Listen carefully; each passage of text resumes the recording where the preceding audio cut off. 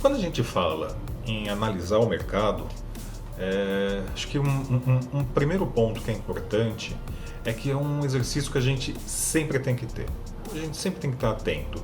Se você está se propondo a ter e fazer a gestão da sua carreira artística ou de um empreendimento cultural, é um hábito que você vai ter que ter sempre. Leia, busque informação.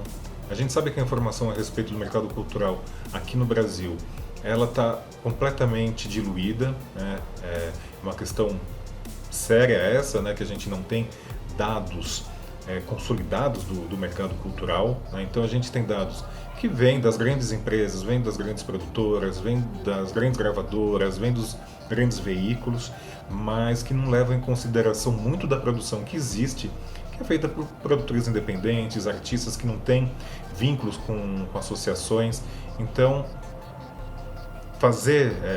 pensar em cruzar dados, pensar em usar dados que a gente tem desses de pesquisas e usar isso dentro de uma realidade de um empreendimento ou de um artista independente, a gente precisa ter alguns macetes, a gente precisa entender antes de mais nada o que a gente quer, onde a gente quer chegar, para ver de que forma a gente pode usar esses números, né? E tem uma outra questão, que quando a gente fala de mercado, em que âmbito que a gente está falando, né? Existe o mercado mundial da música, da cultura, tem o brasileiro, tem da cidade de São Paulo, do estado, e como que ele afeta o meu empreendimento, né? Se a gente pegar o Brasil é um país continental, né? O Brasil é um país de dimensões gigantescas e de distâncias enormes, tanto reais quanto virtuais e sociais, né? Então, a minha realidade aqui na cidade de São Paulo, no centro de São Paulo, os meus objetivos, os projetos que eu estou desenvolvendo, um evento como, vamos falar, essa pandemia, afeta de uma forma totalmente diferente, como afeta um projeto que está acontecendo em outro estado, que tem uma outra característica de consumo, com populações diferentes, né, em regiões menos populosas. Então a gente precisa sempre fazer esse exercício de adequação, né? Entender como aquilo que está sendo dito, o que é aquilo que está em número, se adequa à minha realidade, né? Qual que é o meu tamanho, né? Qual que é o tamanho dessa minha realidade? Estou falando no âmbito do meu bairro, da minha cidade, alguma região.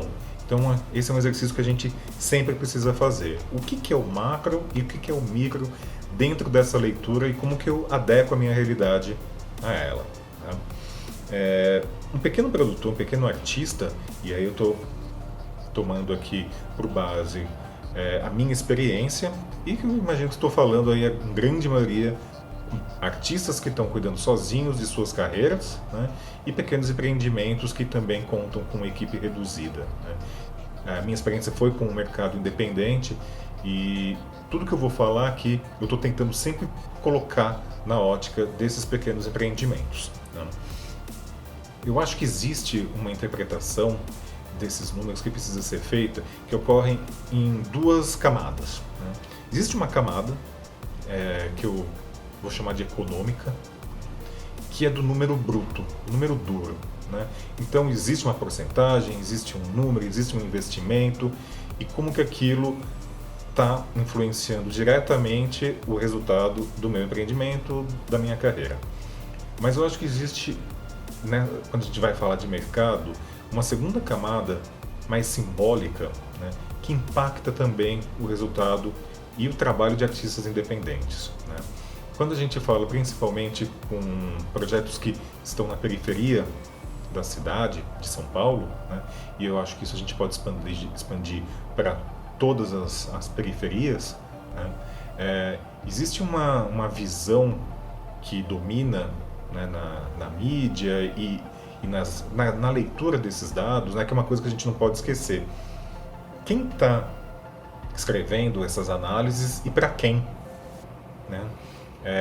Porque eu acho que invariavelmente a gente pode cair num erro de pensar, né, quando a gente fala em periferia, de incorrer num erro paternalista, assistencialista, né, de achar que quem está no centro, pensando na periferia da cidade, ou quem está nos grandes centros, nas grandes cidades, e levando isso para outras cidades, tomar um certo cuidado de como isso é visto, para não incorrer naquele erro, né, não incorrer no erro de achar que quem está no centro ou em um grande centro vai chegar numa periferia ou em regiões afastadas, nas cidades distantes, levando a cultura, né, levando um saber que na verdade não tem absolutamente nada a ver com a realidade daquele local, e a gente achar que a gente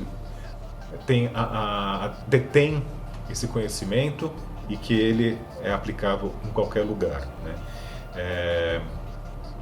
E também tentar encaixar realidades diversas da nossa numa visão eurocêntrica, branca, que eu acho que isso é um dos grandes motores da desigualdade que a gente tem, inclusive da fruição cultural na cidade e no país.